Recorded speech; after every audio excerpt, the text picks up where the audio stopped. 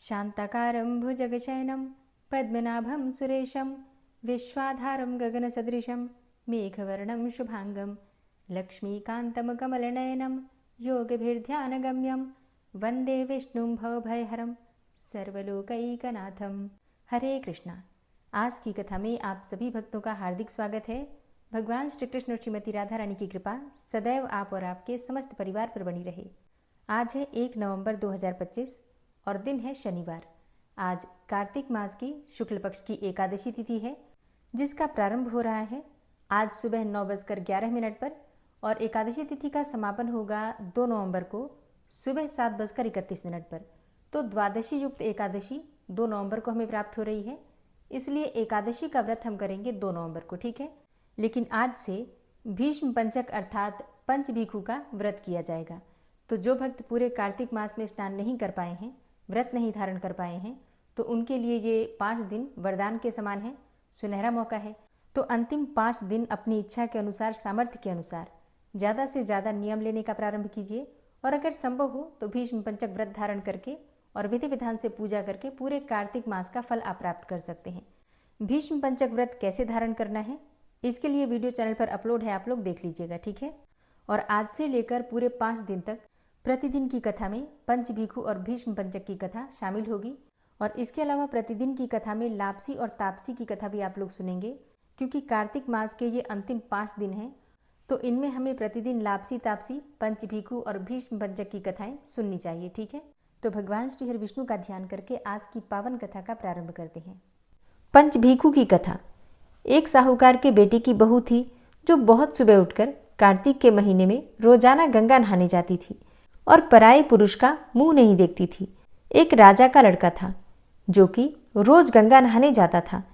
जब भी वो गंगा नहाने जाता और सोचता कि मैं इतनी सुबह नहाने आता हूँ, फिर भी मेरे से पहले कौन नहा लेता है। 5 दिन कार्तिक के रह गए। अब कार्तिक मास के 5 दिन रह गए। फिर उस दिन साहूकार की बहू तो नहाकर जा रही थी, उसी समय राजा का बेटा आ रहा था। खुड़का सुनकर वो जल्दी जल्दी जाने लगी और इस वजह से उसकी माला मोचड़ी टूट गई। राजा आया, उसने माला मोचड़ी देखी और सोचा कि जिसकी माला मोचड़ी इतनी सुंदर है तो इसे पहनने वाली कितनी सुंदर होगी। सारी नगरी में राजा ने हेलो फिरा दिया कि जिसकी ये माला मोचड़ी है वो मेरे पास 5 दिन आएगी, तब मैं उसकी माला मोचड़ी वापस दूंगा। साहूकार के बेटे की बहू ने कहलवा दिया कि मैं 5 दिन आऊंगी, पर किसी को साख भरने के लिए बिठा दियो। राजा ने गंगा जी पर बिछावन करके एक तोते को पिंजरे में टांग कर रख दिया। वो सुबह आई और पहली पैड़ी पर पैर रखकर बोली, हे कार्तिक के ठाकुर, राय दामोदर, 5 पांडु, 6 नारायण, भीषम राजा, उस पापी को नींद आ जाए। मैं सत की हूं तो मेरा सत रखना। राजा को नींद आ गई और वो नहा धोकर जाने लगी। तो तोते अर्थात सुवा से बोली कि सुवा सुवा सुवटा, गल घालूंगी हार, साख भरिए मेरा वीरा। सुवा बोला, ये कोई वीर भी साख भर सकता है। तब वो बोली कि सुवा सुवा सुवटा, पग घालूंगी नेवर, साख भरिए मेरा देवर। सुवा ने कहा, अच्छा भाभी, मैं साख भरूंगा। वो तो कहकर चली गई। राजा हड़बड़ा कर उठा। सुवा से पूछा कि सुवा सुवा वो आई थी, कैसी थी। सुवा बोला, आभा की सी बीजनी, होली की सी झल, केला की सी कामनी, गुलाब का सा रंग। राजा ने सोचा कि कल मैं अपनी उंगली चीर के बैठ जाऊंगा तो नींद नहीं आएगी। दूसरे दिन उंगली में चीरा डालकर बैठ गया। वो आई, उसने वैसे ही प्रार्थना करी, बस राजा को नींद आ गई। नहा के जाने लगी तो सुवा ने साख भरा दी। राजा ने उठते ही फिर सुवा से पूछा तो सुवा ने कल के जैसा ही जवाब दिया। उसने सोचा कल तो मैं आंख में मिर्च डालकर बैठ जाऊंगा। तीसरे दिन आंख में मिर्च डालकर बैठ गया। सारी रात हाय हाय करके बिताई। वो आई और उसने वैसे ही प्रार्थना की। राजा को फिर से नींद आ गई। वो नहाकर सुवा से साख भराकर चली गई। अब राजा ने सोचा कि कल तो मैं कांटों की सेज बिछाकर बैठूंगा। चौथे दिन वो कांटों की सेज पर बैठकर हाय हाय करता रहा, पर जब वो आई तो उसने प्रार्थना की और राजा को नींद आ गई। उसने सुवा से साख भरा ली और कहा कि उस पापी से कह दियो मेरे 5 दिन पूरे हो गए, अब मेरी माला मोचड़ी मेरे घर भेज देगा। राजा ने उठते ही सुवा से पूछा कि वो आई थी क्या। सुवा बोला, आई थी, अपनी माला मोचड़ी मंगाई है। थोड़े दिन के बाद राजा को कोढ़ निकल आया। त्राही त्राही पुकारने लगा। ब्राह्मण को बुलाकर पूछा कि सारे शरीर में जलन कैसे लग गई। ब्राह्मण बोला कि ये कोई पतिव्रता स्त्री का पाप धरा है जिससे लगी है। राजा ने पूछा कि अब कैसे ठीक होगा। ब्राह्मण बोला कि तुम उसको धर्म की बहन बनाओ और उसके नहाए हुए जल से नहाओगे तो तुम्हारा जलन कोढ़ ठीक हो जाएगा। अब राजा माला मोचड़ी लेकर उसके घर गया और साहूकार से बोला कि ये तेरी बहू गंगा पर भूल गई थी, ये उसे दे दो और कह देना कि अपने नहाए हुए जल से मुझे नहला दे। साहूकार बोला कि वो तो पराये पुरुष का मुंह ही नहीं देखती, तो इस नाली के नीचे बैठ जा, जब वो नहाएगी तो तेरे ऊपर पानी पड़ जाएगा। राजा नाली के नीचे बैठ गया और वो नहाया जल गिरने से उसकी काया कंचन सी हो गई। हे पंचभीखू देवता, जैसे साहूकार की बहू का सत रखा ऐसा सबका रखियो। कहते सुनते हुंकारा भरते हमारे सारे परिवार का रखियो। प्रेम से बोलिए कार्तिक के ठाकुर राई दामोदर की जय। भीष्म पंचक व्रत की कथा। एक समय राजा परीक्षित ने महात्मा व्यास जी से पूछा, हे भगवान, हमें कार्तिक मास की कथा आपने सुनाई, लेकिन एकादशी से लेकर पूर्णिमा तक इन 5 दिनों को भीष्म पंचक क्यों कहा जाता है? इस संबंध में हम आपसे जानना चाहते हैं और इन 5 दिनों के व्रत करने वाले को क्या लाभ होता है, ये भी हमें कृपा करके बतलाइए। महात्मा व्यास जी ने कहा, हे परीक्षित सुनो, कुछ समय पहले कानपुर में बहुत ही निर्धन सोमेश्वर नाम का एक ब्राह्मण रहता था। उसका शरीर बहुत ही कमजोर था, परंतु वह भगवान विष्णु का भक्त था। कार्तिक मास में वो रोज गंगा स्नान करता और भगवान विष्णु का पूजन करता। पर एक दिन वो शरीर से पीड़ित होते हुए भी गंगा स्नान करने गया, परंतु उससे घाटों की सीढ़ियां उतरी नहीं जाती थी। लेकिन किसी तरह उतरकर वह गंगा जी तक पहुंच ही गया और गंगा स्नान करके वहीं पर बैठकर संध्योपासना करने लगा। वहीं पर वृद्ध ब्राह्मण के रूप में भगवान अपने भक्त पर कृपा करने के लिए बैठे हुए थे। भगवान ने ब्राह्मण को बड़े कष्ट में देखकर पूछा, हे ब्राह्मण, तुम्हारी स्थिति तो स्नान करने की भी नहीं है, फिर भी तुम ऐसी अवस्था में स्नान करने के लिए आए हो, कहो क्या चाहते हो? भगवान के ऐसे वचन सुनकर वृद्ध ब्राह्मण ने कहा, हे भगवान, मैं बहुत गरीब ब्राह्मण हूँ, इसी से लोगों में अपमानित होता हूँ और तकलीफ पाता हूँ। इसी कारण मैं हमेशा परेशान रहता हूँ। यदि आप कोई उपाय बता सकते हो तो मैं आपकी अपने ऊपर दया समझूंगा। ब्राह्मण के ऐसे वचन सुनकर भगवान रूपी ब्राह्मण ने कहा, हे ब्राह्मण सुनो, यह कार्तिक का महीना चल रहा है। इसमें शुक्ल पक्ष की एकादशी से लेकर पूर्णिमा तक जो ये 5 दिन हैं, इनको भीष्म पंचक के नाम से पुकारा जाता है। इन 5 दिनों में तुम गंगा के पुत्र भीष्म की पूजा करो, महात्मा भीष्म को जल दान दो और गंध अक्षत पुष्प से उनका पूजन करो और भगवान विष्णु की पूजा तुलसी पुष्प आदि से करो। इससे तुम्हारा सब कष्ट दूर हो जाएगा और तुम अंत में विष्णु लोक में निवास करोगे। हे ब्राह्मण, महाभारत की लड़ाई में जब महात्मा भीष्म सरशैया पर लेटे हुए थे, उस वक्त अपने प्रिय अर्जुन को उन्होंने सब प्रकार का राजधर्म, व्यवहार धर्म, ज्ञान धर्म कहा था। उस समय अर्जुन के सखा कृष्ण वहीं पर थे। जब भीष्म से कृष्ण ने कहा कि हे पितामह, जो मनुष्य कार्तिक मास के शुक्ल पक्ष की एकादशी से लेकर पूर्णिमा तक तुम्हारे नाम से जल देगा और आपकी पूजा करेगा, वो पूजा मैं स्वीकार करूंगा और उसके सब कष्ट दूर करूंगा। अतः हे ब्राह्मण, तू इस भीष्म पंचक व्रत से महात्मा भीष्म का पूजन कर, इसके करने से तेरे सब कष्ट दूर हो जाएंगे। इसके बाद उस ब्राह्मण ने भीष्म पंचक का व्रत किया और सब सुखों को प्राप्त करता हुआ अंत में विष्णु लोक में गया। इसलिए कार्तिक मास में महात्मा भीष्म का व्रत भी अवश्य करना चाहिए। इससे सर्व आनंद प्राप्त होता है और अंत में विष्णु लोक की प्राप्ति होती है, मोक्ष की प्राप्ति होती है।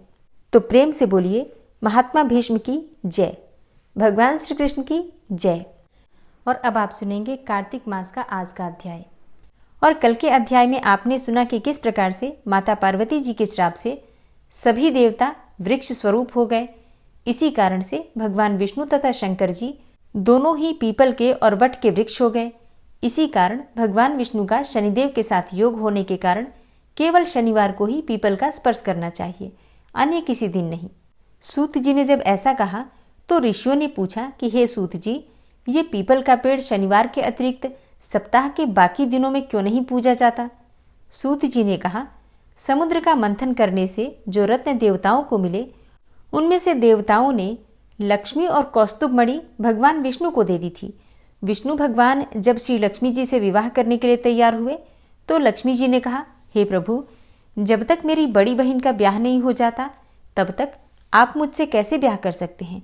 इसलिए आप पहले मेरी बड़ी बहन का ब्याह करा दीजिए, बाद में मुझसे ब्याह कीजिए, क्योंकि ये प्राचीन नियम है कि पहले बड़ी बहन का विवाह होता है, बाद में ही छोटी बहन का विवाह हो सकता है।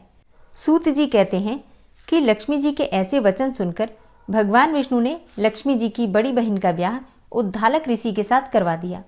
लक्ष्मी जी की बड़ी बहन का नाम था अलक्ष्मी और वो अलक्ष्मी बड़ी कुरूप थी। उसका बड़ा मुख, चमकते हुए दांत, वृद्धा के समान शरीर, बड़े बड़े नेत्र और रूखे बाल थे। महर्षि उद्धालक भगवान विष्णु के आग्रह पर उससे ब्याह करके उसे वेद मंत्रों से ध्वनि से गुंजाते हुए अपने आश्रम में ले आए। फिर वेद ध्वनि से गुंजित हवन के पवित्र धुएं से सुगंधित उस ऋषि के मनोहर आश्रम को देखकर वो बहुत दुखी हुई। उसने महर्षि उद्धालक से कहा, इस आश्रम में वेद ध्वनि हो रही है, अतः ये स्थान मेरे रहने योग्य नहीं है, इसलिए तुम मुझे किसी दूसरी जगह ले चलो। उसकी बात सुनकर महर्षि उद्धालक ने कहा कि तुम यहाँ पर क्यों नहीं रह सकती और तुम्हारे रहने योग्य दूसरी जगह कौन सी है, ये मुझको बताओ। अलक्ष्मी ने कहा, जहाँ पर वेद की ध्वनि होती हो, अतिथियों का सत्कार होता हो, यज्ञ आदि होते हो, उस स्थान पर तो मैं रह ही नहीं सकती। जहाँ पर पति पत्नी आपस में प्यार से रहते हों, पितरों के निमित्त यज्ञ होते हों, देवताओं का पूजन होता हो, वहाँ पर भी मैं नहीं रह सकती। जहाँ पर दिन रात पति पत्नी लड़ते रहते हों और जहाँ से अतिथि लोग सदा निराश ही लौटते हों, जहाँ पर पूज्य वृद्धों, सत्पुरुषों तथा मित्रों का अनादर होता हो और जहाँ दुराचारी, चोर, पर स्त्रीगामी प्राणी रहते हैं, जहाँ पर गौओं का वध होता है, मद्यपान होता है, ब्रह्म हत्यादि पाप होते हैं, वहाँ पर मैं प्रसन्नतापूर्वक निवास करती हूँ। सूत जी ने कहा, इस प्रकार अलक्ष्मी के वचन सुनकर उद्धालक का मन खिन्न हो गया। वो इस बात को सुनकर चुप रह गए। थोड़ी देर तक चुप रहने के बाद उन्होंने कहा कि अच्छा, तुम्हारे लिए ऐसा ही स्थान खोजूंगा, अतः मैं जब तक तुम्हारे लिए ऐसा स्थान ढूंढ कर न आऊं तब तक तुम इसी पीपल के नीचे चुपचाप बैठी रहो। सूत जी ने कहा, महर्षि उद्धालक उसे पीपल के नीचे बिठाकर उसके रहने के योग्य जगह ढूंढने के लिए निकल पड़े। लेकिन जब वो बहुत समय तक प्रतीक्षा करने पर भी वापस नहीं लौटे तो अलक्ष्मी रोने लगी। उसका वो बुरी तरह से रोना जब लक्ष्मी जी ने वैकुंठ में भी सुना तो वो व्याकुल हो गई। उन्होंने दुखी होकर भगवान विष्णु से कहा, हे प्रभु, मेरी बड़ी बहन अलक्ष्मी पति के त्याग देने से अत्यंत दुखी हो गई है। हे नाथ, यदि मैं आपकी प्रिय पत्नी हूं तो आप उसे आश्वासन देने के लिए उसके पास चलिए। पत्नी की प्रार्थना सुनकर कृपा सिंधु भगवान लक्ष्मी जी को साथ लेकर उसी पीपल के पास गए जहां पर वह अलक्ष्मी बैठी रो रही थी। उसको आश्वासन देते हुए भगवान विष्णु ने कहा, हे अलक्ष्मी, इसी पीपल की जड़ में तुम सदा के लिए निवास करो, क्योंकि मेरे ही अंश से इसकी उत्पत्ति हुई है और इसमें मेरा सदा निवास भी रहता है। प्रतिवर्ष गृहस्थ लोग तुम्हारा पूजन करेंगे और उन्हीं के घर में तुम्हारी छोटी बहन निवास करेगी। स्त्रियों को विविध प्रकार के उपहारों से तुम्हारी पूजा करनी चाहिए। मनुष्यों को चाहिए कि वो पुष्प, धूप, दीप, गंध आदि से तुम्हारी पूजा करें, तभी लक्ष्मी जी उन पर प्रसन्न होंगी।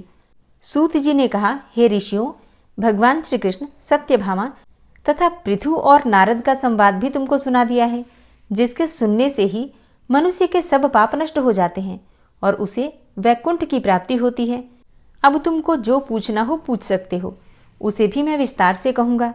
तब सूत जी की बात सुनकर शौनक आदि ऋषि महर्षि थोड़ी देर तक प्रसन्न चित्त होकर वहां बैठे रहे और बाद में वह श्री बद्रीनारायण के दर्शन को चल दिए। जो प्राणी इस कथा को सुनता और दूसरों को सुनाता है वो इस संसार में समस्त प्रकार के सुखों को प्राप्त करता है। हरे कृष्णा। आज की कथा का यहीं पर समापन करती हूँ और इसके आगे का वृतांत आप सुनेंगे कल की कथा में। और अब आप सुनेंगे कार्तिक मास में सबसे ज्यादा सुनी जाने वाली लाप्सी और तापसी की कहानी। इस कहानी के विषय में नारद जी कहते हैं कि इस कहानी को प्रतिदिन कार्तिक मास में जरूर सुनना चाहिए। अब नारद जी ऐसा क्यों कहते हैं ये आपको कहानी सुनने के बाद ही पता चलेगा, तो पूरी कहानी को ध्यान से सुनिए। एक गांव था जिसमें दो भाई रहते थे। एक का नाम था लाप्सी और दूसरे का नाम था तापसी। तापसी हमेशा भगवान की तपस्या में ही लगा रहता था और लापसी सवा सेर की लापसी अर्थात पतला सा हलवा बनाकर पहले भगवान को भोग लगाता, फिर उसे खा लेता। बाकी पूजा पाठ से, मंत्र जप से उसे कोई मतलब ही नहीं था। पूजा का मतलब उसके लिए सिर्फ भगवान को भोग लगाना था और भोग लगाने के बाद उस भोग को प्रसाद स्वरूप खा लेता था। तो दोनों के जैसे नाम थे वैसे ही गुण थे। तापसी तपस्या में लीन रहता था और लापसी हलवा बनाकर भगवान को भोग लगाकर खाने में। लेकिन दोनों भाई अपने आप को भगवान का सबसे बड़ा भक्त मानते थे। एक दिन दोनों आपस में ऐसे ही बातें कर रहे थे कि मैं भगवान का सबसे बड़ा भक्त हूँ, और फिर दूसरा भाई कहता कि मैं सबसे बड़ा भक्त हूँ भगवान का। और इसी बात पर दोनों भाई आपस में लड़ने लगे। तापसी बोला, मैं भगवान की रोज तपस्या करता हूँ, इसलिए मैं बड़ा भक्त हूँ। अब इस बात पर लापसी भी कहाँ चुप रहने वाला था। लापसी बोला कि मैं भगवान को रोज सवा सेर लापसी का भोग लगाता हूँ, इसलिए मैं भगवान का सबसे बड़ा भक्त हूँ। संयोगवश नारद जी वहां से उसी समय गुजर रहे थे। उन्होंने इन दोनों को लड़ते हुए देखा तो कारण पूछा। फिर दोनों भाइयों ने नारद जी को खुद को बड़ा भक्त होने का कारण बताया। तापसी ने कहा, मैं सारा दिन भगवान की तपस्या करता रहता हूँ, इसलिए मैं बड़ा भक्त हूँ।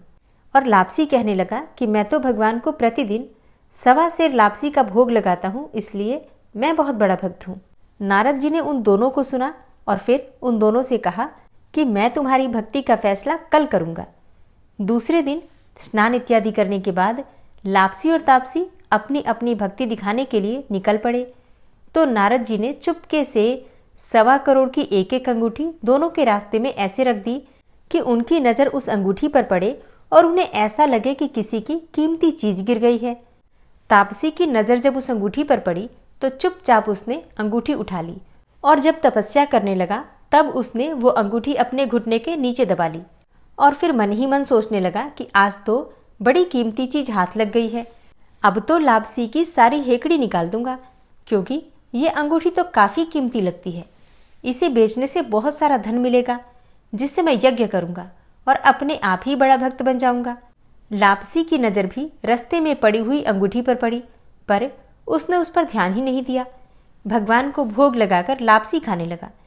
लापसी को भी रत्नजड़ित अंगूठी दिखी थी, पर उसने सोचा ये मेरे किस काम की है। इसे कोई भी अगर मेरे पास देखेगा तो मेरी गर्दन काट देगा और इसे ले जाएगा।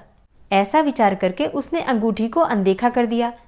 जब नारद जी सामने आए तो दोनों ने पूछा, बताइए देवर्षि, हम दोनों में से कौन बड़ा है? तब नारद जी ने तापसी को खड़े होने को कहा और पूछा कि तेरे घुटने के नीचे क्या है? जब तापसी खड़ा हुआ तो उसके घुटने के नीचे दबी हुई अंगूठी दिखाई पड़ी।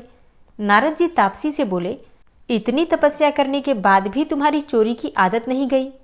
तुमसे तो लापसी ही बड़ा है और तुम्हें तुम्हारी तपस्या का कोई फल भी नहीं मिलेगा, क्योंकि तुम्हारा ध्यान तो चोरी की तरफ था। तब तापसी शर्मिंदा होकर नारद जी से माफी मांगने लगा और पश्चाताप करने लगा। उसने नारद जी से पूछा, हे प्रभु, मुझे बताइए कि मेरी भक्ति का फल मुझे कैसे मिलेगा? अब जो नारद जी ने बताया वो सबके लिए बहुत समझने की बात है। नारद जी ने कहा कि अगर कोई किसी भी दिन गाय और कुत्ते की रोटी नहीं बनाएगा तो उसका संपूर्ण शुभ फल जो है वो तुझे प्राप्त होगा। मतलब जो भी पुण्य वो करेगा व्यक्ति, उसका फल तापसी को मिल जाएगा। और अगर कोई ब्राह्मण को भोजन कराकर दक्षिणा नहीं देगा तो उसका फल भी तुझे मिलेगा। यदि कोई साड़ी किसी को दे और उसके साथ उसका ब्लाउज न दे तो उसका भी जो पुण्य फल होगा वो तुझे मिल जाएगा। यदि कोई एक ही दिए से दूसरा दिया जलाएगा तो उसका भी जो पुण्य फल होगा वो तुझे मिल जाएगा। और अगर कोई सारी कहानी सुने लेकिन तुम्हारी कहानी न सुने तो उसका भी जो पुण्य फल होगा वो तुम्हें ही मिल जाएगा। उसी दिन से हर कहानी के अंत में लापसी और तापसी की कहानी जरूर सुनी जाती है। इस कहानी से कई सारी शिक्षा मिलती है, जैसे कि अपनी की गई पूजा पाठ और तपस्या का कभी भी घमंड नहीं करना चाहिए।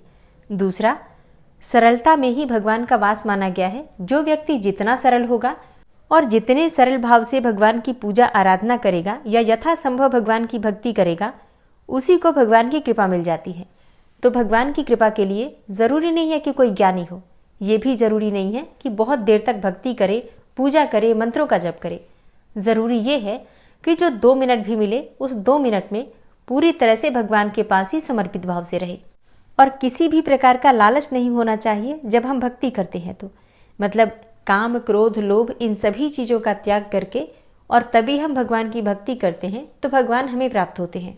ओम विश्वम विष्णुर्वषट्कारो भूतभव्य भवत्प्रभु भूतकृत भूतभृत भावो भूतात्मा भूतवाहन भूतात्मा परमात्मा च मुक्तानां परमागति अव्ययः पुरुषः साक्षी क्षेत्रज्ञो अक्षर एव च योगो योगविदां नेता प्रधान पुरुषेश्वरः नारसिंहवपुः श्रीमान् केशवः पुरुषोत्तमः सर्वः शर्वः शिवस्थाणुर्भूतादिर्निधिर्व्ययः संभवो भावनो भर्ता प्रभवः प्रभुरीश्वरः स्वयंभू शंभुरादित्यः पुष्कराक्षो महास्वनः अनादिनिधनो धाता विधाता धातुरुत्तमः अप्रमेयो ऋषिकेश पद्मनाभो अमरप्रभु विश्वकर्मा मनुस्त्वष्टा स्थविष्ठः स्थविरो ध्रुवः अग्राह्यः शाश्वतः कृष्णो लोहिताक्षः प्रतर्दनः प्रभूतस्त्रिककुब्धाम पवित्रं मङ्गलं परम् ईशानः प्राणदः प्राणो ज्येष्ठः श्रेष्ठः प्रजापति हिरण्यगर्भो भूगर्भो माधवो मधुसूदनः ईश्वरो विक्रमी धन्वी मेधावी विक्रमः क्रमः अनुत्तमो दुराधर्षः कृतज्ञः कृतिरात्मवान् सुरेशः शरणं शर्म विश्वरेताः प्रजाभवः अह संवत्सरो व्याल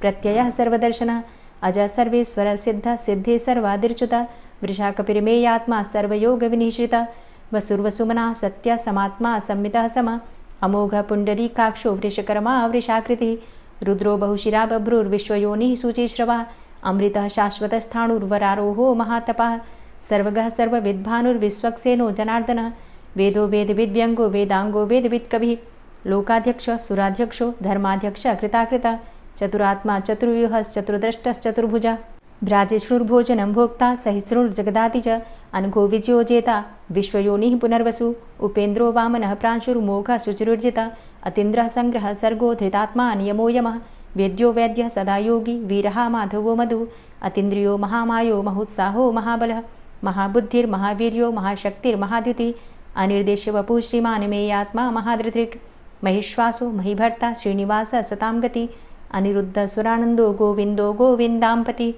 मरीचिर्दमनो हंस सुपर्णो भुजगोत्तम हिरण्यनाभः सुतपा पद्मनाभः प्रजापति अमृत्यु सर्वदिक्सिंहः सन्धाता सन्धिमानस्थिरः अजो दूर्मर्षणः शास्ता विश्रुतात्मा सुरारिः गुरुर्गुरुतमो धाम सत्य सत्यपराक्रम निमिषो अनिमिषो श्रग्वी वाचस्पतिरुदारधि अग्रणिर्ग्रामणी श्रीमान् न्यायो नेता समीरण सहस्रमूर्धा विश्वात्मा सहस्राक्षा सहस्रपात् आवर्तनो निवृत्तात्मा संवृतः संप्रमर्दन अह संवर्तको वहनिर्निलोधरणीधरः सुप्रसादः प्रसन्नात्मा विश्वदृग्विशुभुग्विभु सत्कर्ता सत्कृतः साधु जहर्नुर्नारायणो नरः असंख्येयो अप्रमेयात्मा विशिष्टशिष्टकृच्छुवि सिद्धार्थ सिद्धसङ्कल्प सिद्धिदः सिद्धिसाधनः वृषाहि वृषभो विष्णुर्विष्पर्वा वृषोदरः वर्धनो वर्धमानश्च विविक्तः श्रुतिसागरः सुभुजो दूर्धरो वाग्मी महेन्द्रो वसुदो वसु नैकरूपो बृहद्रूप शिपिविष्टः प्रकाशनः ओजस्तेजो द्युतिधरः प्रकाशात्मा प्रतापनः रिद्धस्पष्टाक्षरो मन्त्रश्चन्द्रांशुर्भास्करदुतिः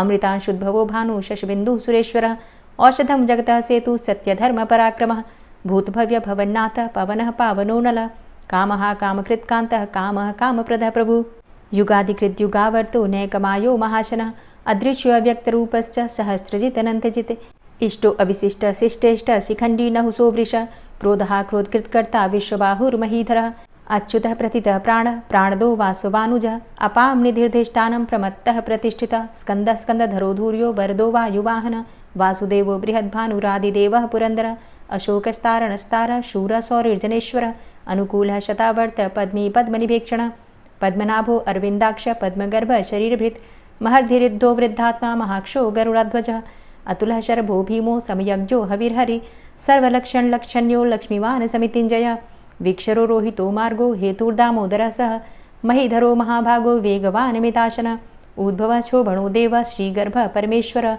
करणं कारणं कर्ता विकर्ता गहनो गुहः व्यवसायो व्यवस्थान संस्थान स्थानदो ध्रुवः परर्थी परमस्पस्तुष्टः पुष्टः सुभेक्षणः रामो विरामो विरजो मार्गो नेयो नयोनयः वीरः शक्तिमतां श्रेष्ठो धर्मो धर्मविदुत्तमः वैकुण्ठः पुरुषः प्राणः प्राणदः प्रणवः पृथुः हिरण्यगर्भः शत्रुघ्नो व्याप्तो वायुरुधोक्षजः ऋतुः सुदर्शनः कालः परमेष्ठी परिग्रहः उग्रः संवत्सरो दक्षो विश्रामो विश्वदक्षिणः विस्तारः स्थावरस्थाणु प्रमाणं बीजमव्ययम् अर्थो अनर्थो महाकोशो महाभोगो महाधनः अनिर्विण्णः स्थविष्टोभू धर्मयुपो महामख नक्षत्रनेमिर्नक्षत्री क्षमा क्षामः समीहनः यज्ञ इज्जो महिज्यश्च क्रतुसत्रं सतां गतिः सर्वदर्शी विमुक्तात्मा सर्वज्ञो ज्ञानमुत्तमं सुव्रतः सुमुखः सुष्मा सुघोषः सुखदः सुहृतः मनोहरो जित्क्रोधो वीरबाहुर्विदारणः स्वापनः स्ववसो व्यापी नैकात्मानैककर्मकृत् वत्सरो वत्सलो वत्सी रत्नगर्भो धनेश्वरः धर्मगुप्त धर्मकृद्धर्मी सदसक्षरमक्षरम् अविज्ञाता सहस्रांशुर्विधाता कृतलक्षणः गभस्तिनेमिः सत्त्वस्थः सिंहो भूतमहेश्वरः आदिदेवो महादेवो देवेशो देवभृद्गुरुः उत्तरो गोपतिर्गोप्ता ज्ञानगम्यः पुरातनः शरीरभूतभृद्भोक्ता कपीन्द्रो भूरि दक्षिणः सोमभो अमृतपः सोमः पुरुजित पुरुषोत्तमः विनयोजय सत्यसन्धो दाशाः सात्वतां पतिः जीवो विनयिता साक्षी मुकुन्दो अमितविक्रमः अम्भो निद्रणन्तात्मा महोदधीशयोऽन्तकः अजो महारः स्वाभाव्यो जितामित्रः प्रमोदनः आनन्दो नन्दनो नन्दः सत्यधर्मा त्रिविक्रमः महर्षि कपिलाचार्यः कृतज्ञो मेदिनीपतिः त्रिपदस्त्रिदशाध्यक्षो महाशृङ्गः कृतान्तकृत् महावराहो गोविन्दः सुखेणः कनकाङ्गदी गुह्यो गभीरो गहनो गुप्तश्चक्रगदाधरः वेधा स्वाङ्गो अजितः कृष्णो दृढः सङ्कर्षणोच्युतः वरुणो वारुणो वृक्षः पुष्कराक्षो महामनाः भगवान् भगानन्दी वनमाली हलायुधः आदित्यो ज्योतिरादित्यः सहिष्णुर्गतिसत्तमः सुधन्वा खण्डपरशुर्दारुणो द्रविडप्रदः दिविस्त्रिक्सरदृग्व्यासो वाचस्पतिर्योनिजः त्रिसामा सामगः साम निर्वाणं भेषजम्भिषक् संन्यासकृच्छमः शान्तो निष्ठा शान्तिः परायणम् शुभांगः शान्तिदः स्रष्टा कुमुदः कुवलेशय गोहितो गोपतिर्गोप्ता वृषभाक्षो वृषाप्रिया अनिवर्ति निवृतात्मा संक्षेप्ता चेमकृच्छिव श्रीवत्सवक्षा श्रीवास श्रीपति श्रीमतांबर श्रीद श्रीश श्रीनिवास श्रीनिधि श्रीविभावन श्रीधर श्रीकर श्रेय श्रीमान् लोकत्रयाश्रय स्वक्ष स्वंग शतानंदो नंदिर्ज्योतिर्गणेश्वर विजितात्मा विधेयात्मा सत्कीर्तिश्छिन्न संशय उदीर्ण सर्वतक्षसुर्निश शाश्वत स्थिर भूषयो भूषणो भूतिर्विशोकः शोकनाशन अर्चिष्मानर्चितः कुंभो विशुद्धात्मा विशोधन अनिरुद्धो अप्रतिरथ प्रद्युम्नो अमितविक्रमः कालिनेमि निहावीर शौरी सूर्यजनेश्वर त्रिलोकात्मा त्रिलोकेशः केशवः केशिहारी कामदेवः कामपालः कामीकान्तः कृतागमः अनिर्देशव पुर्विष्णोर्वीरो अनन्तो धनञ्जयः ब्रह्मण्यो ब्रह्मकृद्ब्रह्मा ब्रह्म ब्रह्म विवर्धन ब्रह्मविद् ब्राह्मणे ब्रह्मी ब्रह्मज्ञो ब्राह्मणप्रियः महाक्रमो महाकर्मा महातेजा महोरगः महाक्रतुर्महायज्वा महायज्ञो महाहवि स्तव्यस्तव प्रियस्तोत्रं स्तुतिस्तोतारणप्रियः पूर्णः पुरैता पुण्यः पुण्यकीर्तिर्नामयः मनोजवस्तीर्थकरो वसुरेता वसुप्रदः वसुप्रदो वासुदेव वसुर्वसुमनाहवि सद्गतिः सत्कीर्तिः सत्ता सद्भूतिः सत्परायणः शूरसेनो यदुश्रेष्ठः सन्निवासः सुयामुनः भूतावासो वासुदेवः सर्वासु निलयोऽनलः दर्पः दर्पदो दृप्तो दूढरोथा पराजितः विश्वमूर्तिर्महामूर्तिर्दीप्तमूर्तिर्मूर्तिमान् अनेकमूर्तिरव्यक्तः शतमूर्तिः शताननः एको नैकः सवकः किं यत्तत्पदमनुत्तमं लोकबन्धुर्लोकनाथो माधवो भक्तवत्सलः सुवर्णवर्णो हेमाङ्गो वराङ्गश्चन्दनाङ्गदी वीरः विषमः शून्यो घृताशीरचलश्चलः अमानीमानदो मान्यो लोकस्वामी त्रिलोकदृक् सुमेधा मेधजो धन्यः सत्यमेधाधराधरः तेजोवृषः द्वितिधरः सर्वशस्त्रभृताम्बरः प्रग्रहो निग्रहो व्यग्रो नैकशृङ्गो गदाग्रजः चतुर्मूर्तिश्चतुर्बाहुश्चतुर्व्यूहश्चतुर्गति चतुरात्मा चतुर्भावश्चतुर्वेदविदेकपात् समावर्तो अनुवृतात्मा दुर्जयो दुरतिक्रम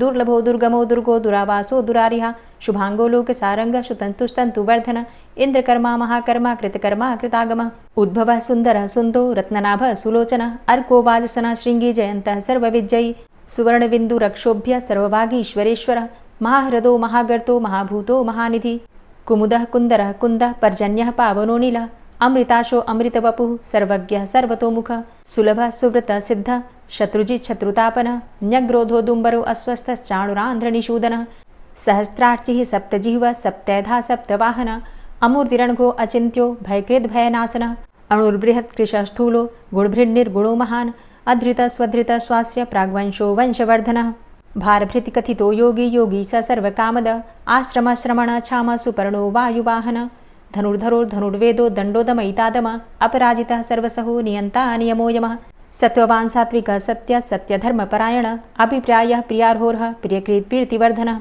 विहाय सगतिर्ज्योति सुरुचिर्हुद्भुग्विभु रविर्विलोचनः सूर्य सविता रविलोचनः अनन्तो हुद्भुग्भोक्ता सुखदो नैकजोग्रज अनिर्विण्ण सदामर्षि लोकाधिष्ठानमद्भुतः सनात सनातन्तमः कपिलः कपिरप्यय स्वस्तिदः स्वस्तिकृत् स्वस्ति स्वस्तिभुक् स्वस्ति दक्षिणः रौद्रः कुण्डली चक्रे विक्रम्युर्जितशासनः शब्दातिगः शब्दशः शिशिरः शर्वरीकरः अक्रूरः पेशलो दक्षो दक्षिणः क्षमिणाम्बर विद्वतमो वितभय पुण्यश्रवणकीर्तन उत्तारणो दुष्कृतिः पुण्यो दुःस्वप्ननाशन वीरः रक्षणः सन्तो जीवनः पर्यवस्थित अनन्तरूपो अनन्तसृर्जितमन्युर्भयापः चतुरश्रो गभीरात्मा विदिशो व्यादिशो दिश अनादिर्भूर्भुवो लक्ष्मीः सुवीरो रुचिराङ्गद जननो जन्मादिर्भीमो भीमपराक्रम आधारनीलयोधाता पुष्पः सः प्रजागर ऊर्ध्वगः सत्पथाचार प्राणदः प्रणवापण प्रमाणं प्राणनीलयः प्राणभृत् प्राणजीवनः तत्त्वं तत्त्वविदेकात्मा जन्म मृत्यु जरातिग भूर्भुवस्वस्तरुस्तार सविता प्रपितामह यज्ञो यज्ञपतिर्यज्वा यज्ञाङ्गो यज्ञवाहन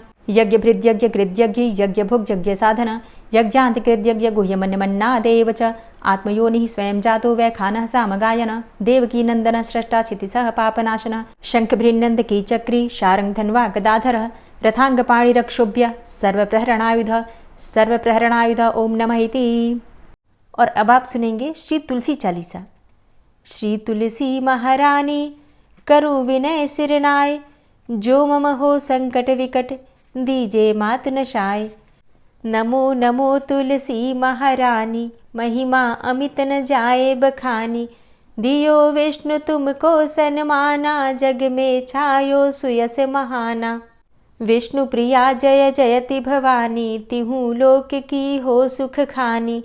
भगवत पूजा करे जो कोई, बिना तुम्हारे सफल न होई। जिन घर तव नहीं होय निवासा, उस घर कर ही विष्णु नहीं बासा।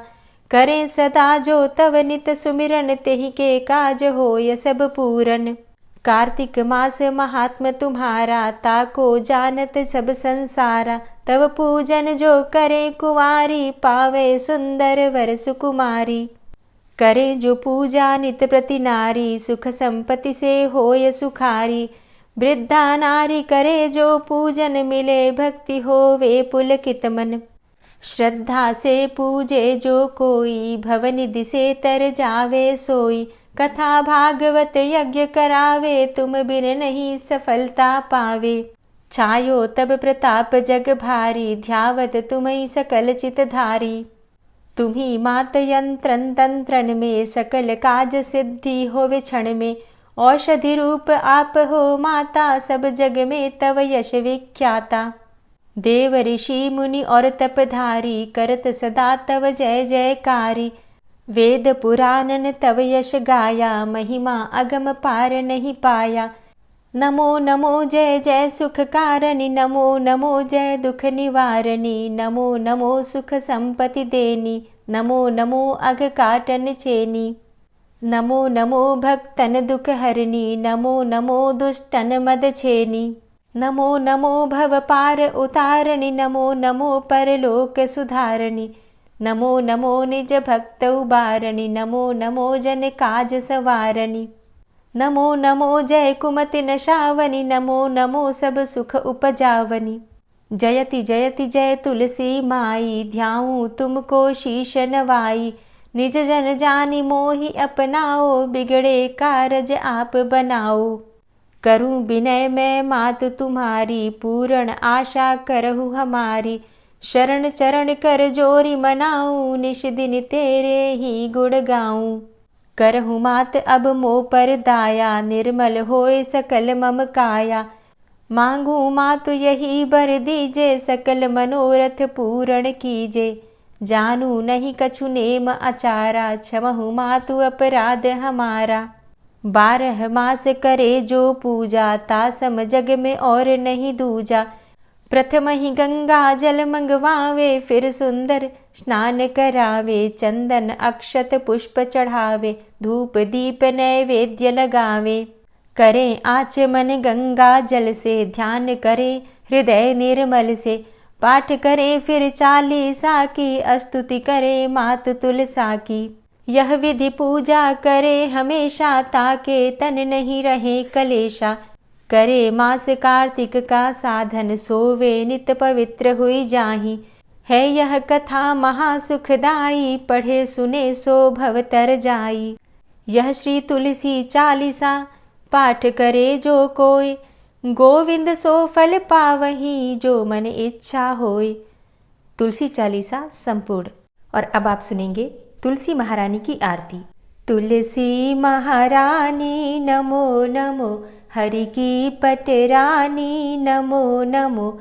तुलसी महारानी नमो नमो, हरि की पटरानी नमो नमो। धन्य तुलसी पूर्ण तप कीनो, धन्य तुलसी पूर्ण तप कीनो, शालिग्राम की बनी पटरानी नमो नमो। तुलसी महारानी नमो नमो, हरि की पटरानी नमो नमो।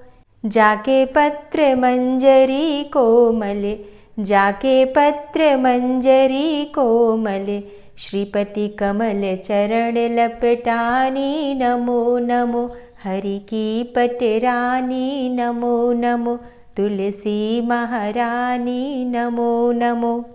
धूप दीप नैवेद्य आरती, धूप दीप नैवेद्य आरती, पुष्पन की वर्षा बरसानी नमो नमो, हरि की पटरानी नमो नमो।